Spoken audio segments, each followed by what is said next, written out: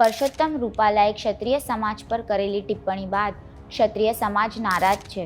ત્યારે આ બાબતે ડેમેજ કંટ્રોલ કરવા માટે ગોંડલના પૂર્વ ધારાસભ્ય જયરાજસિંહ જાડેજાને જવાબદારી સોંપાઈ હતી। તેથી ગોંડલમાં જયરાજસિંહ જાડેજાના અધ્યક્ષ સ્થાને ક્ષત્રિય સમાજની ખાસ બેઠક બોલાવવામાં આવી હતી, જેમાં પરસોત્તમ રૂપાલાએ 2 હાથ જોડીને ક્ષત્રિય સમાજની માફી માંગી હતી। ત્યારબાદ જયરાજસિંહે કહ્યું કે એક કાર્યક્રમની અંદર સ્વાભાવિક રીતે રૂપાલા સાહેબની ભૂલ થઈ ગઈ છે। 40 મિનિટની અંદર રૂપાલાજીએ એમનો વિડીયો મૂક્યો, સમાજની માફી માંગી। માફી માંગ્યા પછી આપણો ધર્મ મારે તમને સમજાવવો નથી। પરસોત્તમ રૂપાલાએ એકવાર નહીં 2 વાર માફી માંગી લીધી।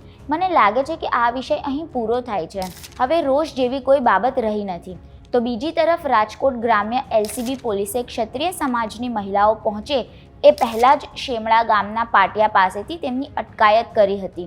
આ મામલે કરણી સેનાના મહિલા મોરચાના અધ્યક્ષ પદ્મિનીબા વાળાએ શું કહ્યું તે જાણો। હું એ પ્રશ્ન કરવા માંગુ છું કે રાજકીય લેવલે કોઈ પણ ગુનો કરી શકો છો, એ બધાને ગુનો કરવાનો હક છે।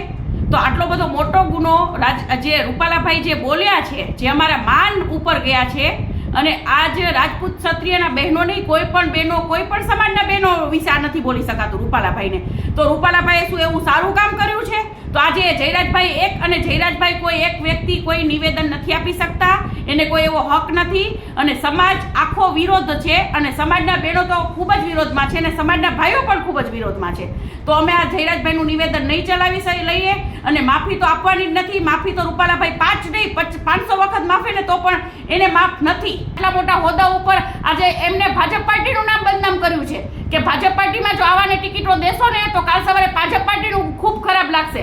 એટલે આ નિવેદન જયરાજભાઈનું કોઈ રાજપૂત ક્ષત્રિય સમાજ સ્વીકારશે નહીં, અને અમારો વિરોધ સતત ચાલુ રહેશે, બરાબર છે। અને રૂપાલાભાઈની ટિકિટ રદ જ થવી જોઈએ। અને બીજું કે આજે અમારા બહેનો ત્યાં ગયા હતા અને તેમને અરેસ્ટ કર્યા છે, તો જયરાજભાઈ નહીં, બીજા બધા ભાઈઓ રાજકીય લેવલે આપના રોટલા શેકો, પણ આપણા બહેનો દીકરીઓને એક સમાજ માટે થઈને ત્યાં બોલવા માટે આવ્યા હતા, પોતાની આબરૂ માટે લડાઈ દે છે, તો એને સપોર્ટ કરો, તમારા રાજકીય રોટલા નો શેકો। અગાઉ પણ ક્ષત્રિય સમાજે રૂપાલાના વિરોધમાં બેઠક યોજી તેમની ઉમેદવારી પાછી ખેંચાય તેવી માંગ કરી ચૂક્યા છે।